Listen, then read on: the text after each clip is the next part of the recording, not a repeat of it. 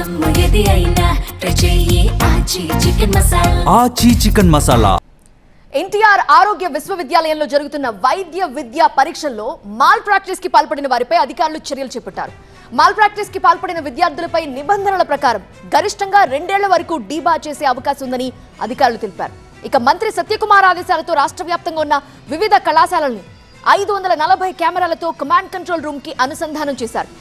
మరింత సమాచారం మా కరెస్పాండెంట్ శ్రీధర్ అందిస్తారు.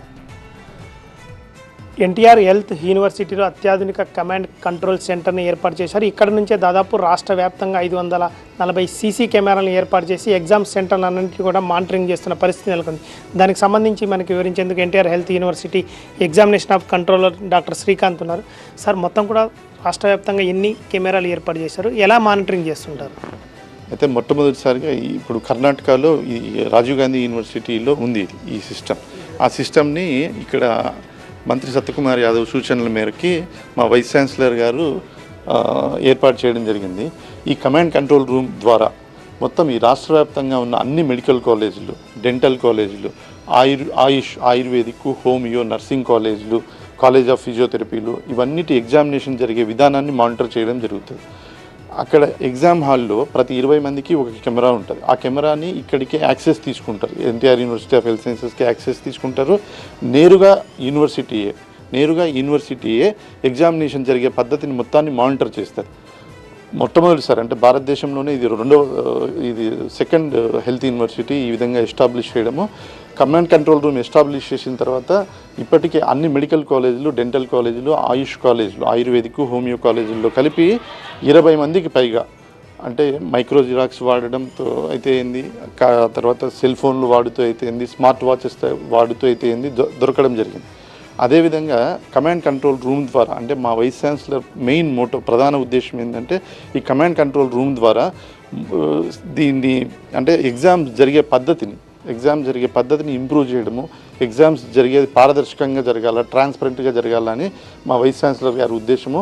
అందులో భాగంగానే అక్కడ ఇన్విజిలేటర్లు ఎలా పనిచేస్తున్నారు, చీఫ్ సూపరింటెండెంట్ ఎలా పనిచేస్తున్నారు, యూనివర్సిటీ అపాయింట్ చేయబడిన అబ్జర్వర్స్ ఎలా పనిచేస్తున్నారు, అవన్నీ కూడా ఇక్కడ మానిటర్ చేయడం జరుగుతుంది.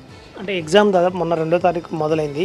ఎగ్జామ్ జరిగేటప్పుడే లోపలికి ఎంట్రీ చేసేటప్పుడే సెల్ ఫోన్లు ఉన్నాయా, స్మార్ట్ ఫోన్లు ఉన్నాయని చెక్ చేస్తారు. అదేవిధంగా ఇన్విజిలేటర్ల దగ్గర కూడా 2 ఫోన్లు ఉన్నాయన్నారు. అంటే ముందు చెక్ చేయరని? ముందు చెక్ చేస్తారు.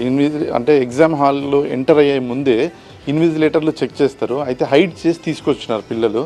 తీసుకొచ్చిన వాటిని ఇక్కడ కనిపెట్టడం జరిగింది. ఇక్కడ కనిపెట్టి అక్కడ ఉన్న మా టెక్నికల్ అసిస్టెంట్కి చెబితే ఆ టెక్నికల్ అసిస్టెంట్ వెళ్ళి అక్కడ అబ్జర్వర్కి ఇన్ఫర్మేషన్ ఇస్తాడు. ఆ అబ్జర్వరు అలాంగ్ విత్ చీఫ్ సూపరింటెండెంట్తో కలిపి మాల్ ప్రాక్టీస్ చేయడం జరిగింది.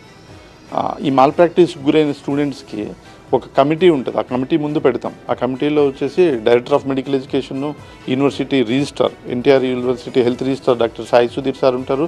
అందులో Siddhartha medical college principal plus controller of exams NTR university of health sciences ఉంటారు.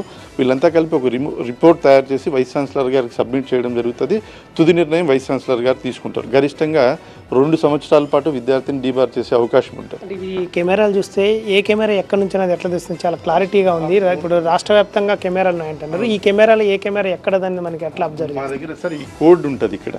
అంటే ఏ కాలేజ్ ఆ కోడ్ కెమెరా 1, కెమెరా 2 కాలేజ్ నేమ్తో సహా డిస్ప్లే అవుతుంటుంది. ఇక్కడ ఏ కాలేజీ అన్నది ఇమ్మీడియట్ తెలిసిపోద్ది మాకు. అక్కడ వెంబడి మా టెక్నికల్ అసిస్టెంట్ అలర్ట్ చేయడం జరుగుతుంది. ఆ టెక్నికల్ అసిస్టెంట్ ద్వారా చీఫ్ సూపరింటెండెంట్ని, అబ్జర్వర్ని అలర్ట్ చేయడం జరుగుతుంది. జరిగిన తర్వాత వెంబడే ఆ స్టూడెంట్ని ఐడెంటిఫై చేయడం జరుగుతుంది. అక్కడ ఉన్న వాళ్ళు ఆ అబ్బాయిని చెక్ చేసి మాల్ ప్రాక్టీస్ చేయడం జరుగుతుంది. అబ్జర్వర్ అంటే పీజీ స్టూడెంట్స్ ఇక్కడ అబ్జర్వేషన్ చేస్తుంటారు. ఒకసారి మాట్లాడదాం. అమ్మా, మీరు ఏ విధంగా అబ్జర్వ్ చేస్తుంటారు? మార్నింగ్ క్వశ్చన్ పేపర్ డౌన్లోడ్ అయ్యే దగ్గర నుంచి క్వశ్చన్ ఆన్సర్ షీట్ ప్యాకింగ్ చేసే వరకు మేము కీన్ అబ్జర్వేషన్ అనేది చేస్తాము. అండ్ ఈచ్ అండ్ ఎవ్రీ స్టూడెంట్ని అండ్ ఇన్విజిలేటర్ని కూడా మేము అబ్జర్వ్ చేస్తాం సార్. ఇప్పటికే దాదాపు మొన్న 2వ తారీఖు నుంచి ఎగ్జామ్స్ మొదలయ్యాయి. ఇప్పటివరకు 16 మంది అబ్బాయిలు, 4 అమ్మాయిలు, మొత్తం 20 మందిని డిబార్ చేసిన పరిస్థితి నెలకొన్నట్టు. స్మార్ట్ వాచ్లు కానీ, సెల్ ఫోన్లు కానీ లోపలికి తీసుకొచ్చి మాస్ కాపింగ్ పాల్పడుతున్న కారణంగా వారిని డిబార్ చేశారు. దాదాపు 2 నుంచి 3 సంవత్సరాలు కూడా వారికి ఎగ్జామ్కి దూరంగా ఉంచే పరిస్థితి ఉందని మాత్రం వైద్యాధికారులు అంటారు. వీడియో జర్నలిస్ట్ సుధీర్తో శ్రీధర్, TV9 విజయవాడ నుంచి.